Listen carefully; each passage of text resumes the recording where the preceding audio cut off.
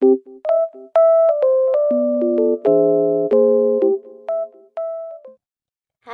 perkenalkan saya Felin Ayanda dengan NIM 22022075. Saya berasal dari Prodi Pendidikan Guru Pendidikan Anak Usia Dini.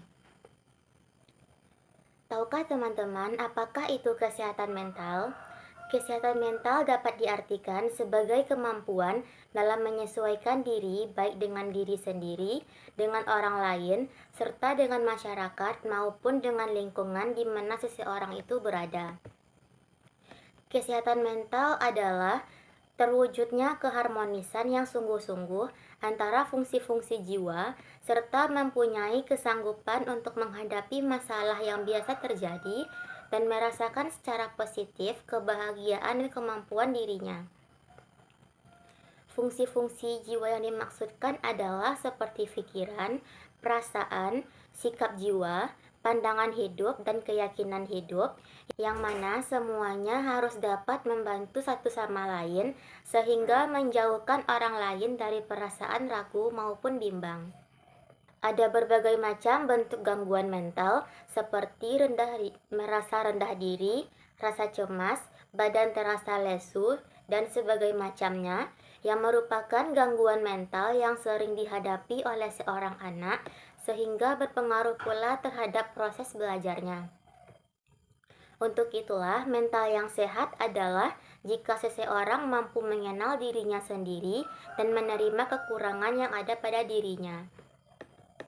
Kesehatan mental penting diperhatikan dalam dunia pendidikan, terkhususnya untuk peserta didik. Hal ini dikarenakan kesehatan mental akan memiliki pengaruh yang signifikan terhadap hasil belajar akademik peserta didik. Jika seseorang memiliki gangguan kesehatan mental, maka ia akan mengalami penurunan pada konsentrasi, perhatian dan fungsi sosial yang akan berdampak pada pencapaian belajar ataupun prestasi belajarnya. Dengan kondisi mental yang sehat, diharapkan peserta didik akan mampu menunjukkan performa terbaiknya dalam kegiatan proses pembelajaran. Assalamualaikum warahmatullahi wabarakatuh.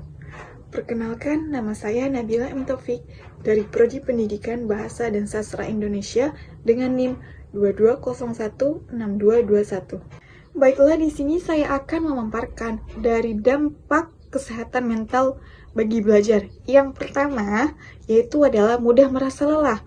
Mudah merasa lelah ini apa yang dimaksud? Yaitu dampak gangguan mental terhadap kehidupan sekolah anak atau belajar anak. Pasalnya gangguan mental ini membuat anak mengalami kesulitan tidur. Nah, alhasil dari bangun tidur dengan kondisi yang tidak segar, kelelahan kondisi tersebut tentu bisa mempengaruhi produktivitas di pagi hari untuk belajar. Selanjutnya itu adalah sulitnya berkonsentrasi kepada anak. Nah, dari gangguan mental ini, anak banyak yang sulit untuk mengingat mata pelajaran sebab fungsi kognitif pada anak menjadi mudah lupa dan sulit untuk menangkap sistem pembelajaran yang akan dilaksanakan. Yang ketiga adalah emosi tidak stabil. Nah, dampak dari gangguan mental ini terhadap ke sekolah atau belajar anak mengalami perubahan suasana hati. Hal ini bisa mempengaruhi emosi yang lebih sensitif dan tidak stabil. Bahkan anak juga bisa bersikap kasar terhadap orang lain, bahkan termasuk pada guru mereka sendiri. Selanjutnya, poin keempat yaitu adalah menutup diri dari lingkungan sosial. Nah, dampak gangguan mental terhadap kehidupan sekolah ataupun belajar anak menjadi menutupi dirinya dan menarik dari lingkungan sosial. Hal itu disebabkan karena ia sulit bersosialisasi, mengakibatkan ia pun sulit untuk mendapatkan teman. Dan poin yang terakhir yaitu adalah rendahnya motivasi belajar. Nah, dampak gangguan mental terhadap kehidupan sekolah maupun belajar yang terakhir ini, menurunnya motivasi belajar kepada anak bisa mempengaruhi prestasi belajarnya di sekolah. Baiklah, hanya itu saja dari dampak-dampak kesehatan mental bagi belajar anak. Dari saya ucapkan mohon maaf dan terima kasih. Saya akhiri. Wassalamualaikum warahmatullahi wabarakatuh. Assalamualaikum warahmatullahi wabarakatuh. Perkenalkan, nama saya Ilham Putra Pratama, NIM 22086052 dan Prodi Pendidikan Olahraga. Baiklah, saya akan menjelaskan hubungan antara kesehatan mental dan kinerja akademik. Hubungan antara kesehatan mental dan kinerja akademik sangat erat. Kesehatan mental yang baik dapat meningkatkan kemampuan seseorang untuk belajar, berkonsentrasi, dan mengatasi tantangan akademik. Sebaliknya, stres atau masalah kesehatan mental dapat mengganggu fokus, motivasi, dan produktivitas belajar. Semakin rendah nilai gangguan kesehatan mental, maka akan berbanding terbalik dengan prestasi akademik dan juga sebaliknya.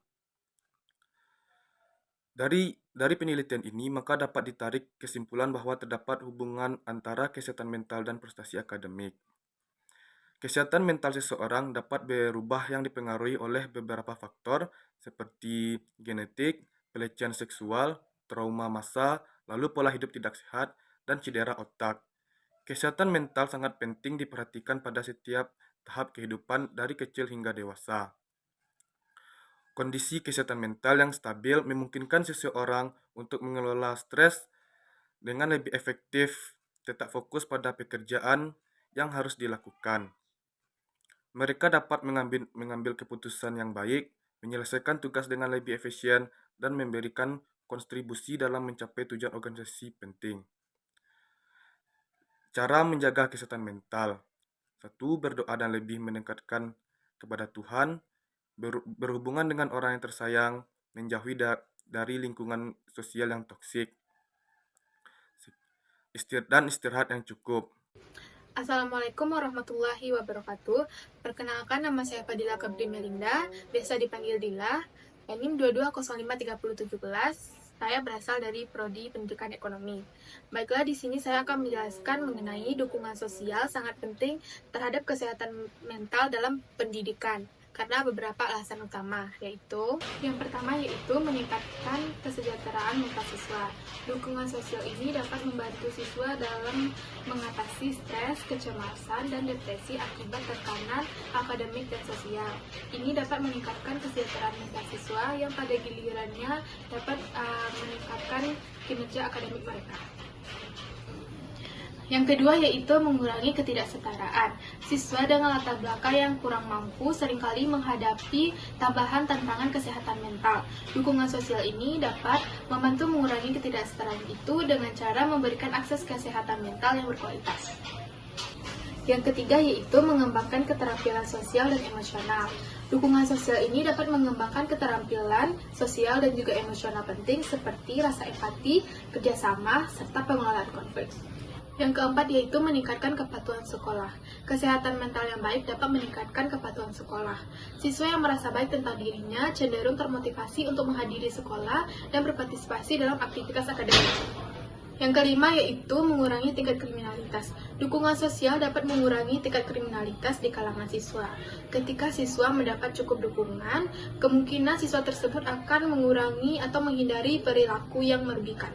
Yang keenam yaitu meningkatkan kualitas pendidikan. Dengan kesehatan mental yang baik, siswa akan dapat lebih fokus dalam pembelajaran dan dapat mengembangkan potensi mereka. Ini dapat meningkatkan kualitas pendidikan secara keseluruhan. Sekian penjelasan dari saya. Mohon maaf apabila ada kesalahan. Assalamualaikum warahmatullahi wabarakatuh. Assalamualaikum warahmatullahi wabarakatuh. Perkenalkan, nama saya Rivel Dirianda dengan NIM 22053041 dari Prodi Pendidikan Ekonomi Fakultas Ekonomi. Tadi, teman-teman saya telah menjelaskan pentingnya kesehatan mental, dampak kesehatan mental terhadap belajar, hubungan antara kesehatan mental dan kinerja akademi, dan pentingnya dukungan sosial. Nah, di sini saya akan menjelaskan strategi untuk merawat kesehatan mental. Nah, merawat kesehatan mental ini sama pentingnya dengan merawat kesehatan fisik. Berikut ini adalah beberapa strategi yang dapat membantu kita untuk merawat kesehatan mental. Yang pertama yaitu pentingnya diri sendiri. Nah, luangkan waktu untuk diri sendiri setiap hari, jadwalkan waktu untuk melakukan aktivitas yang kita nikmati, seperti membaca buku, berjalan-jalan, atau mendengarkan musik. Yang kedua adalah latihan fisik. Berolahraga secara teratur dapat membantu mengurangi stres, meningkatkan suasana hati, dan meningkatkan kesejahteraan secara keseluruhan. Berikutnya yaitu makanan sehat. Konsumsi makanan seimbang yang kaya akan nutrisi penting untuk kesehatan otak dan tubuh kita. Yang berikutnya ada tidur yang cukup. Nah, pastikan kita ini mendapatkan tidur yang cukup setiap malam. Tidur yang cukup ini sangat penting untuk kesehatan mental dan emosional kita. Lalu mengelola stres. Nah, temukan teknik yang efektif untuk mengelola stres kita, seperti meditasi, yoga, napas dalam, atau aktivitas relaksasi lainnya. Lalu bersosialisasi. Nah, pertahankan hubungan sosial yang sehat dengan keluarga dan teman-teman.